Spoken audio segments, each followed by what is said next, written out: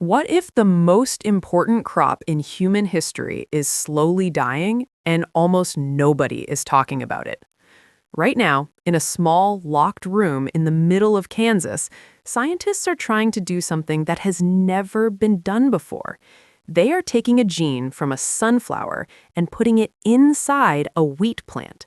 The goal is simple: teach wheat how to survive without water. And if it works, it could change everything. But before we get to the solution, let's talk about the problem, because the problem is much bigger than most people realize. Wheat is not just a crop. It is the foundation of human civilization. For over 10,000 years, people have been growing it, milling it, baking it. It has fed armies, built kingdoms, and kept entire populations alive through some of the hardest moments in history. And yet today, in America, wheat is struggling badly. Farmers across the country are planting less of it every single year. Some of them only grow it to help the soil recover between other, more profitable crops, not because they want to, but because wheat alone is barely worth the effort anymore. And here's the part that really hits hard. The United States was once the biggest wheat exporter in the entire world. Other countries looked to America for wheat. That was the reality for a very long time. But that title is gone. The U.S. lost it back in 2017, and it has not come close to reclaiming it since. Cheaper competitors from other parts of the world have taken over, and American farmers have been left behind, watching their margins shrink year after year. Now, layer on top of that what is happening inside American kitchens. People are eating less bread. Flour consumption has been falling for 3 decades straight. Gluten-free has stopped being a trend and turned into a lifestyle for millions of people. And the government's own new dietary guidelines have made things even worse, leading some people inside the wheat industry to feel like their crop has been branded as something unhealthy. It got to a point where leaders in the industry found themselves actually having to say out loud that bread is real food. Think about that. The people who grow and mill the grain that goes into your morning toast are having to argue for its basic legitimacy. That is how serious this situation has become. So what went wrong? Why did wheat fall so far behind? The honest answer is that wheat simply missed the technological revolution that transformed every other major American crop. Look at corn. In the 1930s, an American farmer could expect to harvest around 25 bushels of corn from a single acre of land. Not much. But then came hybrid seeds, scientifically engineered seeds that produce more grain, grow more consistently, and hold up better when conditions get rough. And by 2025, that same acre of corn land was producing nearly 187 bushels. That's 7 times more output from the same ground. Wheat never got that. The plant is just harder to work with. Its genetics are more complex. The seeds are tiny. Creating a true hybrid wheat seed has always been expensive and technically difficult. So for decades, companies never really tried hard enough.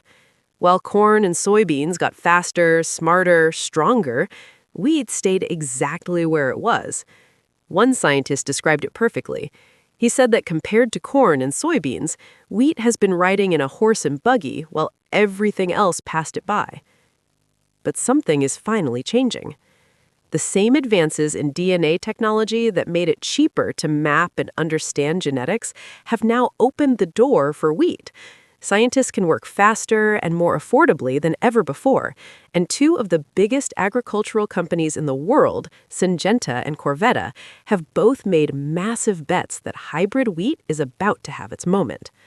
Corvetta's top executive has said his company has figured it out. Their new hybrid winter wheat, the kind of grain used to make standard bread, has shown it can push yields up to 20% compared to regular seeds. They're planning to bring it to American farmers commercially in 2027. Syngenta has already started. Since 2023, they've been selling hybrid spring wheat to farms across the northern plains.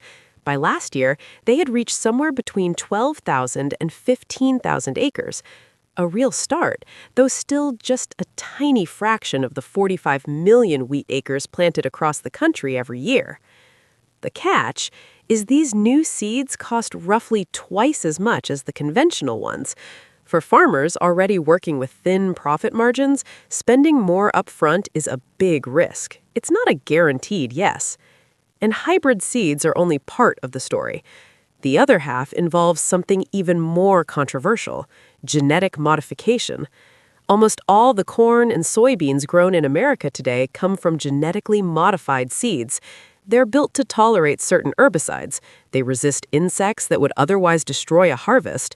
They are designed to protect the farmer's investment from multiple threats at once. Wheat farmers don't have access to any of that. The plants growing in that small, locked chamber in Kansas represent the first serious attempt to change that.